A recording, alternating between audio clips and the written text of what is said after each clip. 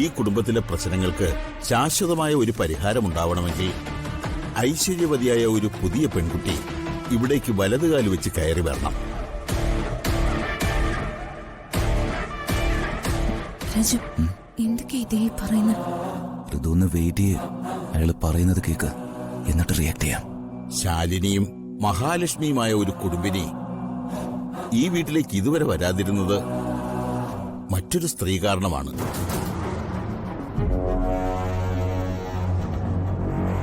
ഇപ്പോ ആ പെൺകുട്ടിക്ക് ഈ വീട്ടിലേക്ക് വരാൻ സമയമായി.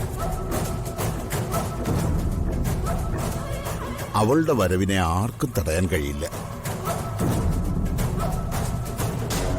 അഥവാ തടഞ്ഞാൽ തടയുന്നവർ ഈ കുടുംബത്തിന്റെ അസ്ഥിവാരം വരെ ഇളക്കുന്ന പ്രവൃത്തിയായിരിക്കും ചെയ്യുന്നത്. ആരുടെ വരവിന്റെ കാര്യം ജോത്സരി പറയുന്നത്? അതൊക്കെ ഞാൻ വിശദമായിട്ട് പറയാം. അത് പറയണമെങ്കിൽ എനിക്കിവിടെ പൂജാമുറിയിൽ ഒരു പൂജ നടത്തണം. പൂജയോ? അതെ, പൂജ തന്നെ. രാഹുകാലത്തിനു മുമ്പേ ആ പൂജ നടത്തിയിരിക്കണം. അതിനുശേഷം ഞാൻ എല്ലാം വിശദമായിട്ട് പറയാം. ഈ വീട്ടിലെ പൂജാമുറിയില് എന്റെ ചെറിയമ്മ ആവശ്യത്തിനുള്ള പൂജയൊക്കെ ചെയ്യുന്നുണ്ട്. ഇനി ജോത്സരുടെ പ്രത്യേക പൂജയൊന്നും വേണ്ട. മോളെ, അദ്ദേഹം എന്താണെന്ന് വെച്ചാൽ ചെയ്യട്ടെ. അതിനുശേഷം കാര്യങ്ങൾ അറിയാലോ.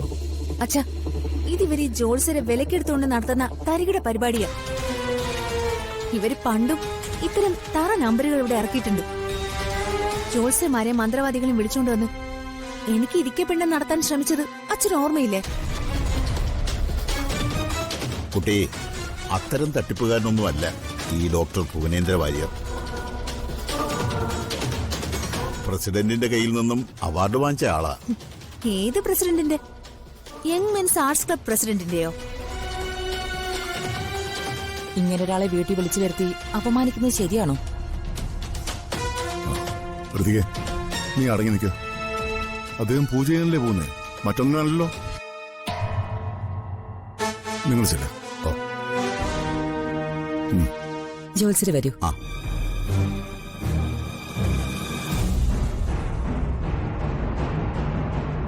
അച്ഛ, ഇതൊന്നും ശരിയാവില്ല. ഇതൊട്ടും ശരിയാവില്ല. എന്ത് ശരിയല്ലെന്നാ? കാരണം അടിച്ച് പൊളിക്ക് ഞാൻ കളിയാക്കിയ. നിർത്തടി. ദേ വരട്ടല്ലേ എന്നെ. അതൊക്കെ മതിയാക്കിക്കോ. ആ സ്ത്രീയായിട്ട് എന്റെ അച്ഛന്റെ കല്യാണം നടത്തിയാലേ നിങ്ങൾക്ക് സമാധാനാവൂല്ലേ? നിനക്കും ഭർത്താവിനും സമാധാനക്കേടുണ്ടാവുന്ന എന്ത് കാര്യമുണ്ടോ അത് ഞാൻ ചെയ്തിരിക്കും. നിങ്ങൾ ഞാൻ കടക്കാതിരി. അല്ല, ജീവിതത്തിന്റെ മധ്യാഹ്ന വയസ്സ് നിൽക്കുന്ന നിന്റെ അച്ഛനെ ആ നമ്പൂതിരി കൊച്ചിനോട് അങ്ങനൊരു ഇംഗിതം ഉണ്ടെങ്കിലേ അത് സന്തോഷപൂർവ്വം നടത്തി കൊടുക്കേണ്ടത് നീയല്ലേ മോളെ? അനാവശ്യം പറഞ്ഞാലുണ്ടല്ലോ. ഞാൻ അനാവശ്യമൊന്നുമല്ലല്ലോ പറഞ്ഞത്. നിന്റെ അച്ഛന്റെ ആവശ്യത്തെക്കുറിച്ചാ ഞാൻ പറഞ്ഞത്. അവനും വേണ്ടേ വാർദ്ധക്യകാലത്ത് ഒരു കൂട്ടൊക്കെ? കഷായം തിളപ്പിച്ച് വായു ഗുളിക കൊടുക്കാൻ ഒരു സഹധർമ്മിണി. ആ നമ്പൂതിരി കൊച്ചിനാണെങ്കിലേ ലളിതാ സഹസ്രനാമവും വിഷ്ണു സഹസ്രനാമവും ഒക്കെ നല്ല അസലായിട്ട് ചൊല്ലാൻ അറിയാം. അതവള് ചൊല്ലിക്കൊടുത്തോളും. ഇവന് വായു ഗുളിയം കഴിച്ച് ഏമ്പൊക്കം വിട്ട് കിടക്കാം. എന്റെ അച്ഛനെ കളിയാക്കിയില്ലണ്ടല്ലോ. ഇവിടെ കത്തിക്ക് നിങ്ങളെ ഞാൻ. എടി, നീ ഒരു ചുക്കും ചെയ്യില്ല. പ്രതാപനെ കെട്ടിയിടേണ്ടടുത്ത് ഞാൻ കെട്ടിയിടും. സംയുക്തെങ്കിൽ സംയുക്തം.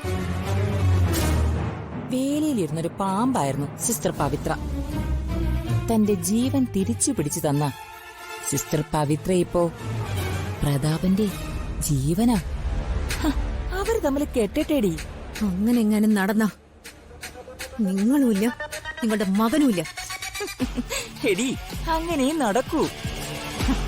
ചത്തുകിടക്കുന്ന ജഗന്നാഥൻ ജീവൻ തിരിച്ചു പിടിച്ച് എഴുന്നേറ്റ് വന്നാലല്ലേ നിങ്ങളുടെ പ്ലാൻ വർക്കൗട്ട് ആവൂ. അതിന് ജഗന്നാഥൻ എഴുന്നേൽക്കണ്ടേ? എടി, അവൻ കോമയിലല്ലേ, ഒരിക്കലും എഴുന്നേൽക്കില്ല.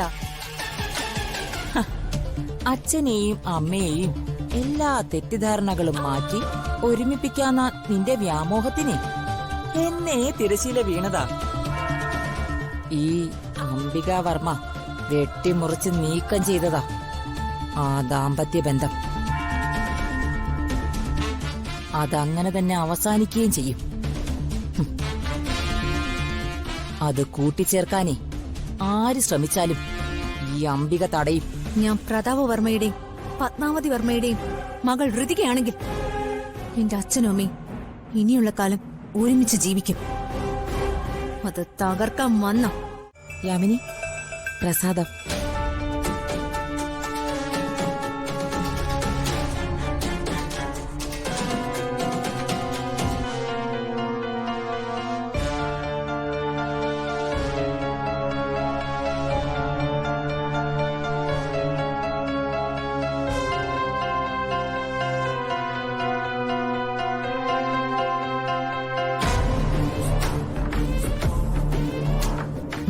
പ്രസാദം.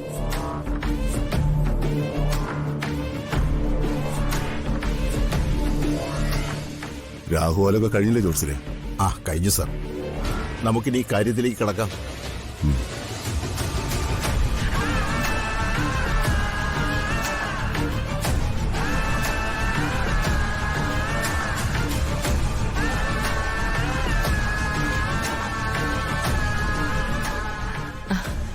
ദീപകേ, വാടാ.